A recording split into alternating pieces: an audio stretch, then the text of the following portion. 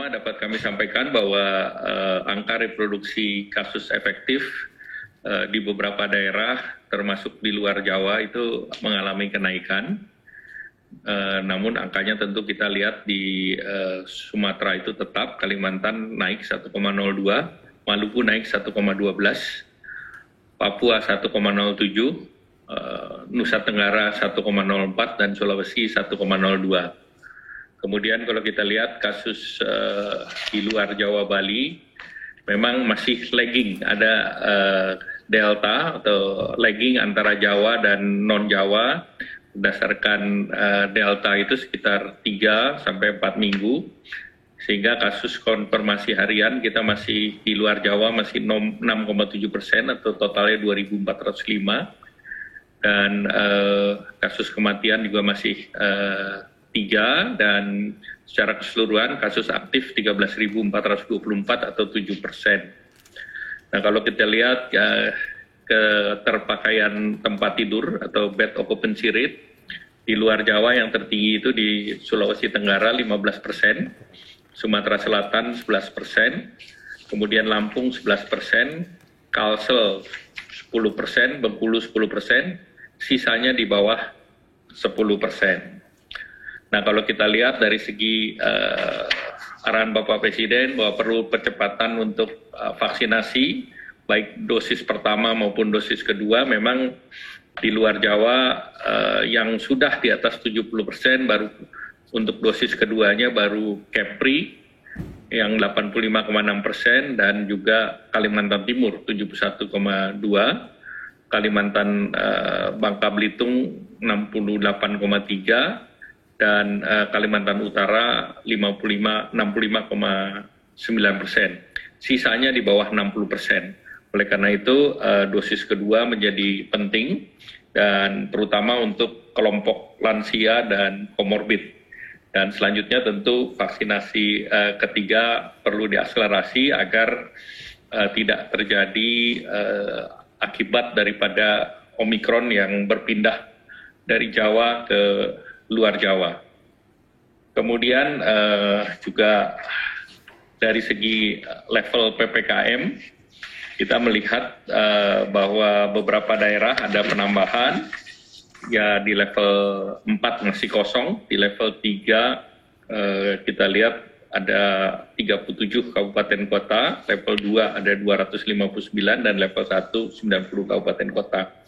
Nah, tentu kita akan melihat terkait dengan kapasitas respons, peningkatan kasus, dan juga dari segi rumah sakit. Kalau kita lihat dari keseluruhan tingkat isolasi terpusat di luar Jawa, Bali itu kapasitas tersedia 27.766 tempat tidur dan terisi 303 atau bornya masih 1,09%. Tadi arahan Bapak Presiden untuk gejala ringan itu akan didorong OTG dan ringan, itu isolasi terpusat atau isolasi di rumah masing-masing ataupun isolasi mandiri apabila memenuhi persyaratan.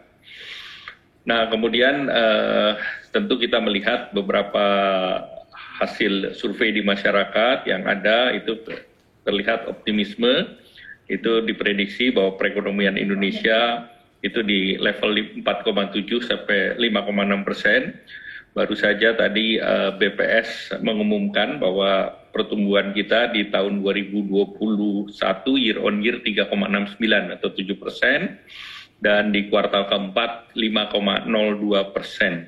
Nah, tentu kita melihat bahwa di pertumbuhan di kuartal pertama tahun lalu itu kita masih minus 0,7%, dan tentu kita berharap bahwa di kuartal pertama tahun ini kita bisa dorong di atas 5%. Dan tentunya akan mempengaruhi di kuartal kedua karena ada momen puasa dan hari raya. Dan dari program pemerintah untuk penanganan COVID yang disediakan alokasinya adalah 455,62 triliun, dan penanganan kesehatan adalah 122,5 triliun, di mana untuk penanganan pasien itu sekitar 32,96 triliun, walaupun tentu akibat Delta kemarin masih ada yang di carry over yang besarnya sekitar 23,6 triliun. Kemudian ada program perlindungan masyarakat 154,8 dan penguatan pemulihan ekonomi sebesar 178,3 triliun. Nah, kemudian kegiatan G20 bulan Februari ada 17 event dan ini adalah baik itu virtual maupun hybrid dan tentu ini dijaga sesuai dengan protokol kesehatan. Terkait dengan MotoGP, ini akan dipersiapkan yang untuk 18 dan 20 sesuai dengan ketentuan instruksi Mendagri dan kita melihat bahwa vaksinasi akan terus didorong dan tentu dalam situasi seperti ini arahan Bapak Presiden di luar Jawa kita harus persiapkan untuk terkait dengan kasus Omikron yang punya potensial untuk masuk di luar Jawa dan juga kesiapan terhadap manajemen terutama untuk telemedicine dan juga ketersediaan obat-obatan di daerah yang perlu disiapkan sambil mengakselerasi vaksinasi dan tentu juga peningkatan protokol kesehatan untuk penggunaan masker, menjaga jarak dan mencuci tangan dan tentu berbagai kegiatan ini akan disesuaikan